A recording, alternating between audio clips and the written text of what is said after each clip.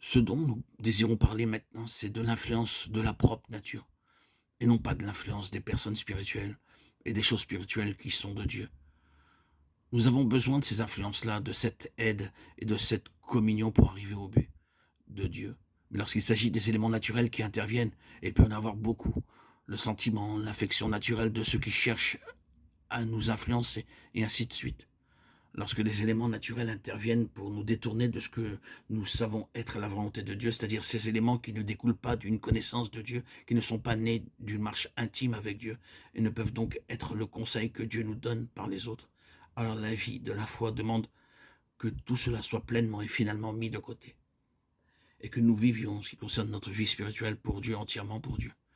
Ce fut la première épreuve pour Abraham, et la première application de la loi de la vie dans son cœur. Serait-il prêt à marcher avec Dieu seul, malgré toutes les influences de la nature? Allait-il répondre au mouvement de Dieu dans son cœur, sans permettre aux considérations naturelles de l'influencer? Durant un long temps, la réponse d'Abraham ne fut que partielle et par conséquent, le dessein de Dieu restait en suspens et Abraham n'avança pas partiellement dans le dessein de Dieu. Pour commencer, il prit avec lui son père et cela l'amena à un arrêt. Ce ne fut pas avant la mort de son père qu'Abraham fut libéré complètement pour le dessein de Dieu. Sa vie fut retardée tant que les liens naturels continuèrent à l'influencer. Mais tout cela devait être appliqué intérieurement aussi bien qu'extérieurement. Nous ne parlons pas seulement de nos relations, de nos familles. Il est vrai qu'il peut y avoir là des influences naturelles qui s'exercent sur nous. Mais il y a quelque chose de beaucoup plus profond que cela. Il y a en nous ce qui prend toujours conseil de la chair, des jugements charnels, des raisonnements charnels, l'action et l'influence de la pensée naturelle. Et c'est cela que nous avons à repousser. Nous devons nous séparer. Tout ce qui est de la vie, de la nature, doit reculer lorsque nous arrivons sur une base de résurrection pour connaître la vie.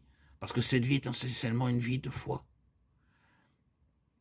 Ensuite, la seconde chose pour Abraham, c'est la question de l'ambition dans les choses de Dieu ici-bas, sur cette terre. Cela nous trouvera.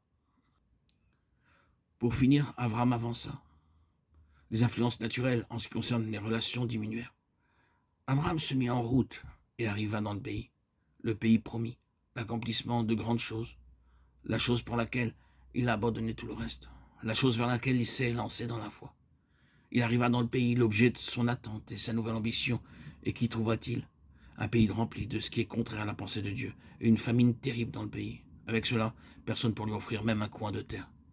Il ne trouva pas un lieu où poser ses pieds, et je vous suggère de penser qu'une expérience comme cela est une épreuve assez forte pour nos ambitions. Qu'est-ce que nous attendons lorsque nous marchons avec Dieu, lorsque nous quittons tout pour lui? Qu'est-ce que nous avons en vue? C'est la réponse à cette question qui montrera si dans nos relations avec Dieu, nous avons des ambitions sur cette terre. Avons-nous saisi ce point? Oui, il est possible de reporter nos ambitions naturelles sur des buts spirituels. C'est toujours la même chose qui est à l'œuvre. La seule différence, c'est la direction ou la sphère dans laquelle elle se retrouve. On peut être aussi ambitieux dans l'œuvre de Dieu que dans le monde. Et c'est la même ambition naturelle. C'est l'ambition de la nature. On désire. Et qu'est-ce que l'on désire? Voir quelque chose, avoir quelque chose, être dans quelque chose. L'ambition du succès, oui, un jour elle se manifestait dans le monde, maintenant c'est la même ambition tournée sur d'autres choses. Si cela était vrai pour Abraham, quelle épreuve est la sienne? C'est une épreuve pour l'ambition. Il ne trouve rien, pas même un lieu où poser ses pieds dans le pays. Il lui faut aller et venir, vivre dans les tentes. Il n'a pas de réponse immédiate et visible à sa foi en ce qui concerne ce pays. Sous cette épreuve, il faiblit. Il descend en Égypte. Qu'est-ce que sa descente en Égypte implique? Quelques espoirs.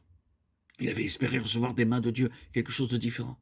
Il doit apprendre que cette vie est une vie de foi. Et plus cette vie est incrustée en nous, moins nous verrons ce qui pourrait gratifier la nature même dans les choses de Dieu. Nous le voyons, c'est très souvent aux enfants, à ceux qui sont à l'école maternelle, dans les stages élémentaires de la foi, à ceux qui ne peuvent pas encore supporter une épreuve très forte, que Dieu doit donner des réponses tangibles et des signes manifestes. La marque de la maturité est habituellement l'arrêt des manifestations et des signes extérieurs, car Dieu demande que nous marchions avec lui seul et pour lui-même. Et c'est une preuve d'avancement dans l'école de Dieu, lorsqu'il peut nous enlever les signes extérieurs. Cela nous montre que nous sommes sortis de l'épreuve et que nous n'avons plus d'ambition dans cette vie